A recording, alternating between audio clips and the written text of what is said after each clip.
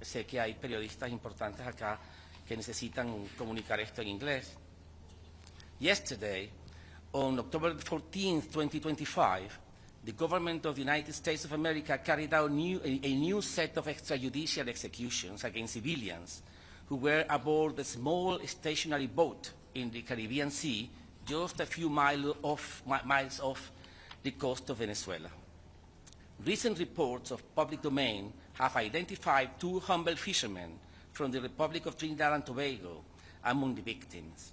Their relatives indicate that those who were assassinated were engaged in fishing activities at the time. This act is yet another chapter in the escalation of the U.S. strikes carried out since September to date against civilian vessels transiting international waters in the Caribbean Sea, which have so far resulted in 5 lethal attacks and 27 deaths. Everything indicates, therefore, that there is an international crime going on affecting the entire Latin American and Caribbean region. There are victims from Colombia and from Trinidad already recognized. It's not just Venezuela. The recent attacks in the Caribbean Sea represent a point of maximum tension for peace and stability in Venezuela. The U.S. government is has made and revealed that considering launching armed attacks on land, which would be contrary to the provisions of Article 2.4 of the Charter of the United Nations. Adding to this alarming situation is a recent decision by the White House, according to which the Trump administration has, quotations, open quotations, the Trump administration has secretly authorized the CIA to conduct covert actions in Venezuela.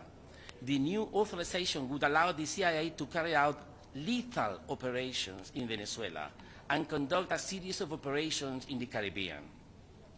In Latin America and the Caribbean, as in other regions of the world, the CIA is well known for its covert operations aimed at pushing processes of destabilization, sabotage, counterinsurgency, plannings of coup d'etat, and assassinations of heads of state and government, with the purpose of installing political systems subservient to the interests of the U.S. government, puppet governments.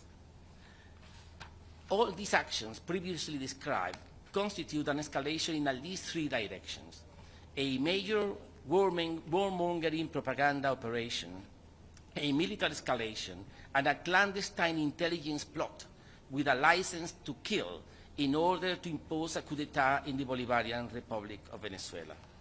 That's why we respectfully ask the Council to, first, investigate the series of assassinations that the government of the United States of America has been perpetrating in our region and determine their illegal nature.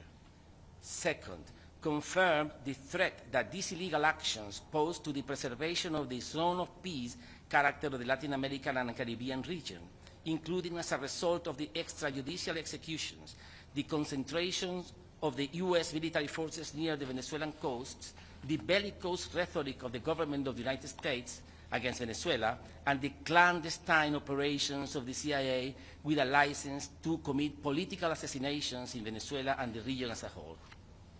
And third, and lastly, issue a statement reaffirming the principle of unrestricted respect for the sovereignty, political independence, and territorial integrity of states, including Venezuela, as an indispensable basis for maintaining international peace and security. This is, in a nutshell, the core of the letter, and we think that we are in an escalating process, and things are ominous and predicting worse developments. I am here precisely to answer your questions.